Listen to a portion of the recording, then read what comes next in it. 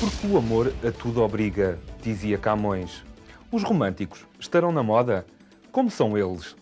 Leslie Blunt, escritora americana, disse que há dois tipos: aqueles que amam e aqueles que amam a aventura de amar.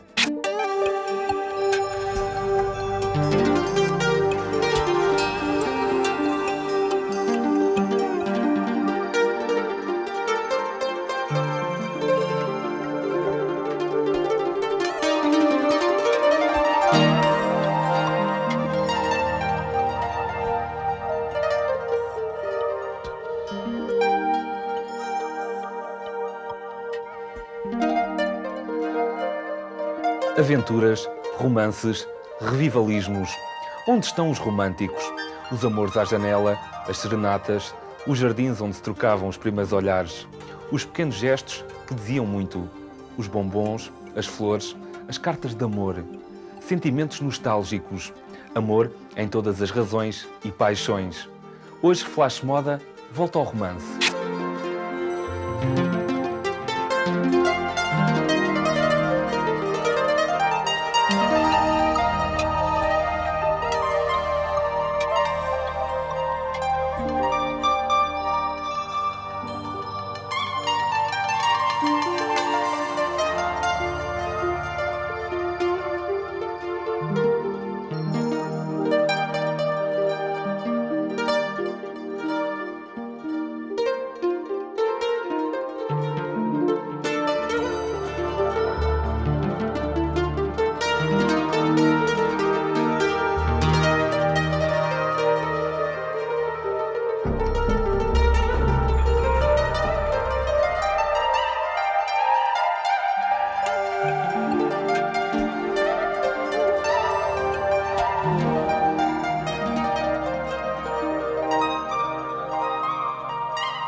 Romantismo, escola de valores das letras e das artes. Corrente literária ligada a revoluções.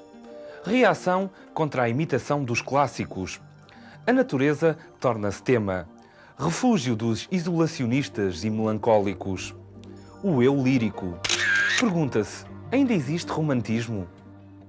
Em clara oposição ao classicismo, o romantismo será, essencialmente, o triunfo do sentimento sobre a razão, da paixão sobre a ordem, mas também do regional e até do local sobre o universal, do particular sobre o genérico e do concreto sobre o abstrato.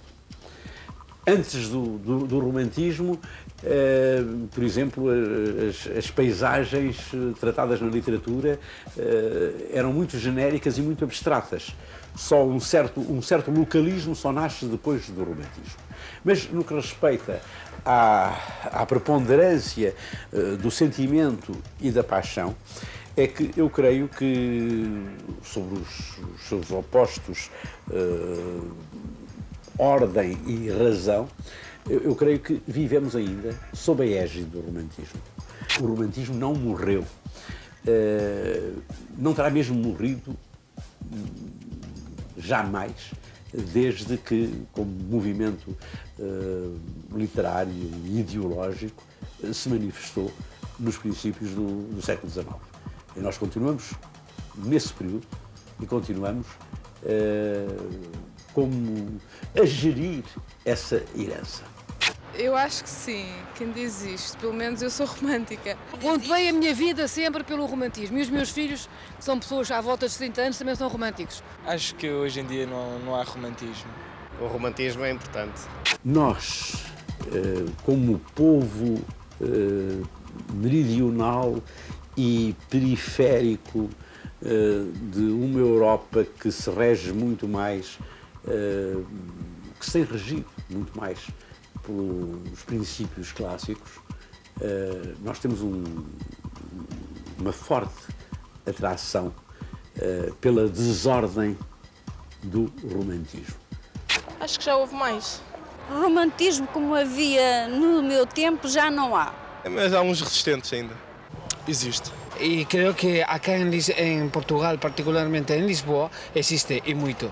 Acho que o romantismo devia ser aquilo que era nos outros tempos. Que era mais bonito.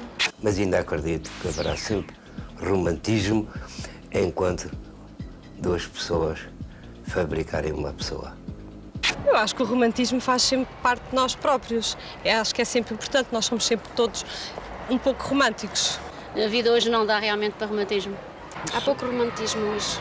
A mulher é um dos corpos que eu tenho mais perto, porque eu tenho nascido, não é? Tenho dito que frequentemente nasci de uma mulher e essa forma está dentro de mim. E é uma das formas que eu mais amo, que sinto. E é com essa forma que há a nossa continuidade. E em qualquer ramo é arte. Nem que seja um varredor, também tem que ter amor a fazer aquilo que faz. Antigamente havia e agora também. Eu acho que sim. Eu acho menos românticas. Talvez não exista da maneira como existia de antes, não é?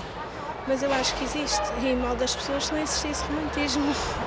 Mas se eu pudesse ter a capacidade de amar todas as mulheres, garanto-lhe que não era pintor.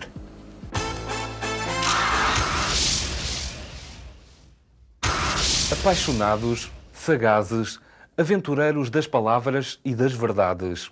Ei-los, os jornalistas. Serão eles ainda românticos? Ser jornalista está na moda? Que moda está no jornalismo? Que princípios? Que formação? Como é tratada a notícia? Existem princípios a reger esta profissão, obviamente o princípio de dizer a verdade tal qual nós a percebemos, não é? Uma vez que não existe a verdade absoluta, mas uma verdade relativa. Existe o princípio de ser honesto, de transmitir a verdade que nós conhecemos.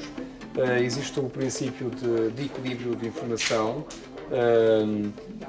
de igualdade de oportunidade em relação quando há, por exemplo, assuntos polémicos, não ouvir todas as partes envolvidas. Existe o princípio de verificar se a informação é correta e há regras que devem ser seguidas. Portanto, esta é sobretudo uma profissão cheia de princípios. Existem várias formações para ser jornalista. Tradicionalmente em Portugal existia a tarimba, não é? Que era a pessoa que começava a trabalhar numa redação e depois ia ficando, ia aprendendo com os mestres anteriores. Depois começou-se a criar uma outra tendência que é a das universidades. As universidades tiveram, penso eu, um grande mérito. Primeiro, deram uma formação intelectual superior. E em segundo, constituíram um critério muito mais coerente de seleção dos jornalistas. Há o jornalista que defende a velha corrente anglo-saxónica que diz os factos são os factos e não há nada mais do que os factos. Digamos que é a grande neutralidade que também terá começado com a BBC e com a independência que queria em relação ao poder, queria conseguir. Depois mais um jornalismo latino onde diz não, e que é o mais verdadeiro, se quisermos, não é? Que diz o jornalista é ele e as suas circunstâncias, portanto esta coisa da objetividade não quer dizer que seja mentira, é um esforço que naturalmente os jornalistas fazem, mas que nem sempre conseguem, porque o jornalista tem tudo aquilo que ele é e tudo aquilo que ele foi e que o marca em termos da notícia que transmite. E depois já há uma diferenciação em relação àquilo que hoje alguns chamam o novo jornalismo americano, que é o importante não é a notícia, o importante é o jornalista que faz a notícia, e a notícia quase que nasce quando o jornalista olha para o seu umbigo, que naturalmente é um exagero. Portanto, estas três correntes, três escolas, ou duas escolas e uma mais pequena, ainda hoje, naturalmente, há quem as defenda e há quem se integra em cada uma delas, não é? Há essencialmente três escolas, que é a escola francesa, a escola inglesa e a escola americana. E cada uma delas tem características específicas. Eu costumo dizer que o jornalismo é um pouco como o futebol, isto é, o futebol que se praticava nos anos 60 é diferente do futebol que se pratica agora. Da mesma maneira, o jornalismo também evoluiu. Muitas vezes considera-se, por exemplo, que um acontecimento político que antigamente se calhar seria a abertura do jornal, hoje em dia é um assunto para colocar no meio do jornal, porque a preocupação das pessoas não é que o partido A esteja zangado com o partido B. Na verdade, as pessoas até estão cansadas da política. O público comum, atenção, não os jornalistas e os políticos que se interessam por política, mas o público consumidor normal não se interessa tanto por política como se pensava inicialmente. E, portanto, a tendência é para cada vez mais o jornal refletir preocupações sociais das pessoas. E, portanto, se quiser, aí temos uma moda, uma tendência. Há alturas em que se procura a espetacularidade, dependendo naturalmente, e é uma forma que condiciona e é importante o média onde se está inserido, mas há naturalmente modas, ou mais para a neutralidade, para a tal objetividade que eu falei, ou mais para a espetacularidade do novo jornalismo americano, não é? Eu, quando entrei para esta profissão, dizia-se que os jornalistas portugueses... Eu trabalhei em Inglaterra, e então muitas das críticas que eu ouvi era que os jornalistas portugueses escreviam muito e não diziam nada. Isto eram muito românticos na forma como abordavam, não é?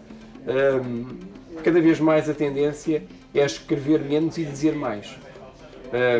O Jean Cocteau dizia que estilo é a capacidade de dizer o maior número de coisas no menor número de palavras. E o Carlos Drummond de Andrade, o escritor brasileiro, dizia que escrever é cortar palavras. Cada vez mais é isso que está a acontecer. E se a tendência é mais informação em menos palavras, então, de algum modo, o romantismo poderá estar a acabar, não é? Tudo o que se fizer nesta corrente há de ser pelo povo e com o povo, dizia o Garrett. Se isto de alguma forma dá a ideia de qual é o romantismo que eu defendo para o jornalismo, é este, quer dizer, é fazer tudo pelas pessoas e naturalmente que pela verdade também, portanto não pode ser pieguice versus objetividade. Mas eu penso que também a questão do romantismo é um fenómeno de moda. Se romântico é aquele que põe muita poesia no texto, põe poesia na prosa, permite uma contradição, então eu diria que cada vez é menos romântico. Se romântico é aquele que põe algum sentimento na reportagem, então eu diria que isso depende do repórter. Há repórteres que são, têm uma sensibilidade diferente de outros.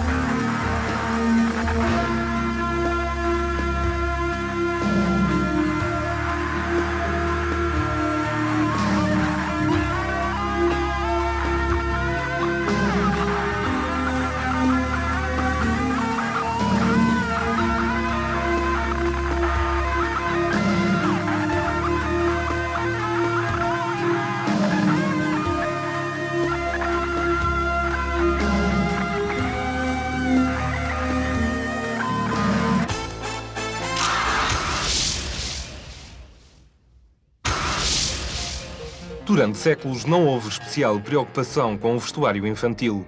As crianças usavam simplesmente uma versão mais pequena da roupa de adulto. Os bebés usavam excesso de roupa e nunca se tinha em consideração o clima. Eram embrulhados em peças de vestuário pouco próprias e pouco saudáveis. Foi durante o século XIX que se fizeram várias tentativas para desenhar roupas específicas para crianças.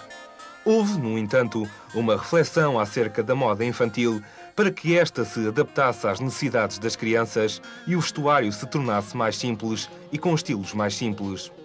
Já nesta altura, haviam alguns modelos feitos especialmente para crianças, tal como os casacos à marinheiro, e os rapazes começam a usar calções, camisas e casacos à marinheiro até aos 12, 13 anos, idade em que passam a vestir-se tal como os seus pais. As meninas começam a vestir-se mais livremente e confortavelmente, já que usam tecidos mais suaves e as saias tornam-se mais curtas. Nos primeiros anos do século XX, a moda infantil continua a não ter grandes evoluções e as crianças continuam a imitar os pais. A partir dos anos 20, a moda infantil torna-se mais específica, sem nunca se desligar da influência da moda de adulto. Nos anos 30, o vestuário de rapaz imita algum do vestuário de desporto, tal como os calções de golfe e os pullovers de tricô. Durante a guerra, com a necessidade de lutar contra o frio e contra a falta de recursos, as crianças viram-se obrigadas a adotarem de novo o vestuário adulto. Em 1950, o vestuário de criança volta a ser muito específico, como reação contra as restrições da guerra. Nos anos seguintes, a roupa americana para criança começa a ter um enorme sucesso, já que é desenhada tomando em conta as necessidades infantis e o gosto das crianças. Aparecem os anoraks, as sweatshirts e os blue jeans que vão substituir a roupa elegante e incómoda usada até então. As crianças foram finalmente consideradas pessoas que sentiam, com necessidades específicas e que mereciam especial atenção, no campo do vestuário.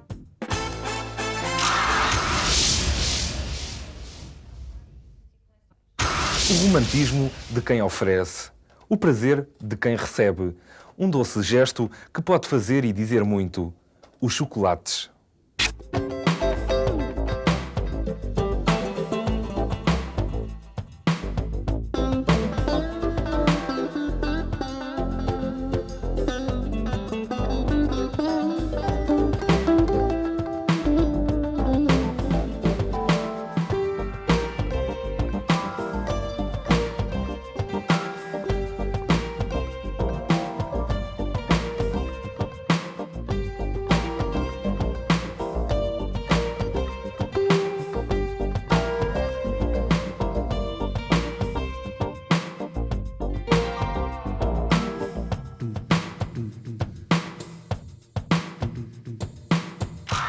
Uma paixão que nos chega desde criança.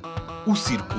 A alegria nos gestos de quem ama uma arte e o amor dos que não querem esquecer a criança que há em nós. Visitámos a escola de circo para saber o que são e o que se propõem fazer. Com muita alegria de ver crescer aquilo que foi realmente um sonho e que chegou a ser realidade. E que é realidade. Que é o Chapiteau. Onde é um espaço, realmente. Onde as pessoas se encontram, vivem e estão. É um romance. É um espaço aberto a público, a todos os tipos de público, e é onde as pessoas se sentem bem, aprendem, estão, e estando, estão a ajudar-se a si próprios.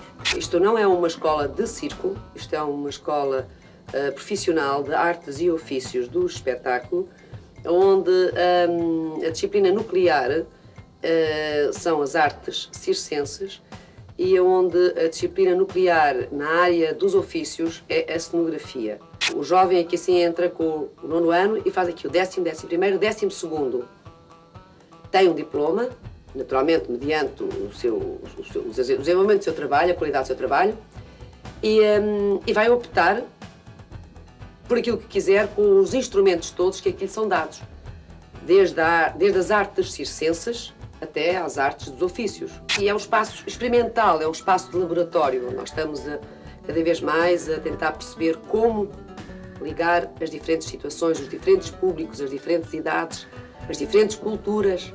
O palhaço é uma figura cómica que usa que usa e transforma as figuras do cotidiano, ele é a transgressão, ele é a reivindicação constante do cotidiano, das pessoas, da rua, do escritório, das diferentes situações, não é? Ele é aquilo que transforma, aquilo ou aquela que transforma essas situações, muitas vezes trágicas ou rotineiras, em situações cómicas.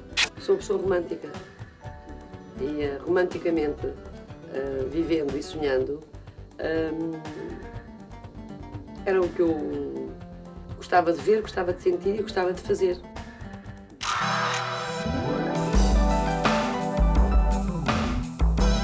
O amor não vê com os olhos, mas com a alma, dizia Shakespeare. Para ver com os olhos e com a alma as novidades da alta costura. De Paris, um compacto coleção de chapéus. Para amar o inverno.